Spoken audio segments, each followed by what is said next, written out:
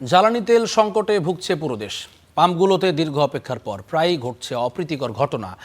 এ নিয়ে সবশেষ খবর জানতে যুক্ত হব আমাদের সহকর্মীদের সঙ্গে। এই মুহূর্তে জয়পুরহাটে আছেন সহকর্মী আবদুল্লাহ আল মামুন, কুড়িগ্রামে মোহাম্মদ জুবাইর এবং রাঙামাটিতে মিশু মল্লিক। আমরা শুরুতে যেতে চাই জয়পুরহাটে মামুনের কাছে। মামুন, আপনি আমাদের একটু জানাবেন, এই যে গতকাল জয়পুরহাটে তেল নিতে 2.5 কিলোমিটার পর্যন্ত লম্বা লাইন দেখা গেছে এবং সেখানে হাতাহাতির ঘটনা ঘটেছে বলে আমরা জেনেছি। তো আজকের সেখানে পরিস্থিতি, যদিও এখনো খুবই সকাল, আজকের পরিস্থিতি কি দেখছেন এবং গতকালকের ঘটনাটাও যদি আপনি একটু বলেন আমাদের দর্শকদের। জাভলিন, আপনাকে ধন্যবাদ। আমি এই মুহূর্তে আছি জয়পুরহাট বগুড়া যে আঞ্চলিক সড়কটি রয়েছে, সেই সড়কের পাশে যদি আপনাকে একটু দেখাই যে একটি দীর্ঘ লাইন। আমি সকালে এসে দেখেছি, সকাল থেকে কিন্তু লাইনটি এত বড় লাইন হিসেবে আছে এবং আমি এখানে এসে বাইক চালকদের সাথে কথা বলেছি। অনেকে কিন্তু সেই রাত 3টা থেকে এসে লাইন ধরে আছে শুধু তেল নেওয়ার জন্য।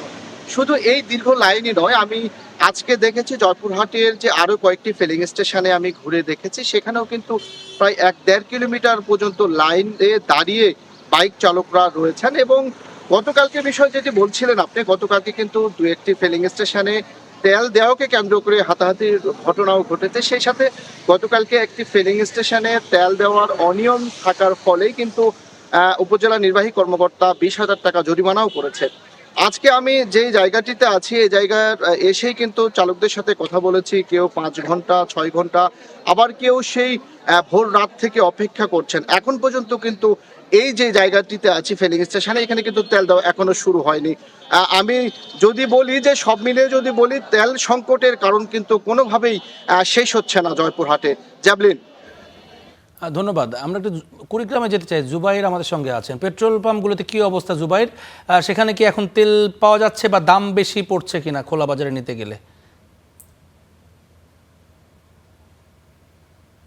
সারা দেশের মতো কুড়িগ্রামেও তেলের যে সংকট সেটি কিন্তু বেশ তীব্র। মাসখানেক ধরে আসলে এই সংকট আসলে তীব্র থেকে তীব্রতর পৌঁছে গেছে, তবে এখন পর্যন্ত আসলে এর কোনো সুরাহা মিলছে না।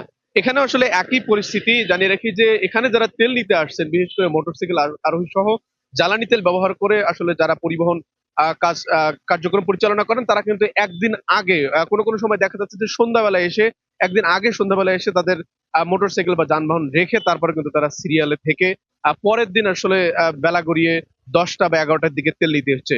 এবং অনেক সময় দেখা যাচ্ছে যে কোনো কোনো জায়গায় আসলে শেষমেশ সিরিয়ালের শেষে যারা থাকছেন তারা কিন্তু আসলে তেল পাচ্ছেন না। বিশেষ করে এই সমস্যাটা সৃষ্টি হচ্ছে এখানকার কিছু অসাধু আসলে ক্রেতা যারা রয়েছেন তাদের কারণে। যারা মোটরসাইকেলের পাশাপাশি এখানে জেরিকেনে করে আলাদা করে তেল নিচ্ছেন, তাদের কারণে কিন্তু মোটামুটি একটা কৃত্রিম সমস্যা এখানে তৈরি হচ্ছে, যার ফলে আসলে প্রায় পাম্পগুলোতে প্রতিদিনই কোনো না কোনো পাম্পে আসলে দেখা মিলছে বিশৃঙ্খলা। আমি এখন দাঁড়িয়ে আছি কুড়িগ্রামের সাহা ফিলিং স্টেশনে। ঠিক এই জায়গাটিতেও গতকাল সন্ধ্যার কিছুক্ষণ আগে কিন্তু একটা জটলা বেঁধেছিল এবং আমরা দেখতে পেয়েছি এখানে যারা তেল নিতে এসেছিলেন তারা কিন্তু আসলে সড়ক অবরোধ করারও চেষ্টা করেছিলেন।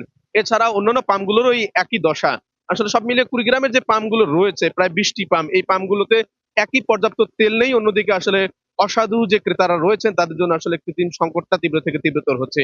আর অভিযোগ রয়েছে আসলে প্রশাসনের কড়া নজরদারির অভাবের অভিযোগ রয়েছে। অনেক সময় দেখা যাচ্ছে, আমরা নিজেরাও দেখেছি যে আসলে প্রশাসন রয়েছে, এরপরে অনেকেই জেরিকেনের তেল নেওয়া নিষিদ্ধ থাকলেও তারা কিন্তু সেটি গ্রহণ করছেন। তো এই ছিল আমার কাছে কুড়িগ্রামের তেল সংকটের সর্বশেষ। ধন্যবাদ জুবাইর। আমরা একটু রাঙামাটিতে যেতে চাই। সেখানে মিশু আছেন। মিশু, আমাদেরকে জানাবেন সেখানে কি অবস্থা, আর স্পিড বোটের একটা চল রয়েছে রাঙামাটিতে, সেটি কিভাবে ব্যাহত হচ্ছে বা সেখানকার পর্যটনে এটির প্রভাব কেমন পড়ছে?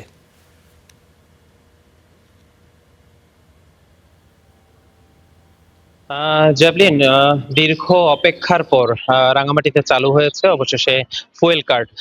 আসলে যারা তেল গ্রাহক রয়েছেন, যারা ভোক্তা রয়েছেন, তাদের আসলে দীর্ঘদিনের একটি দাবি ছিল যে দেশের অন্যান্য অনেকগুলো জেলাতে ফুয়েল কার্ড চালুর মাধ্যমে তেল বিতরণে যে শৃঙ্খলা এসেছিল সেটি রাঙামাটিতে আসলে দীর্ঘদিন ধরে চালু হয়নি।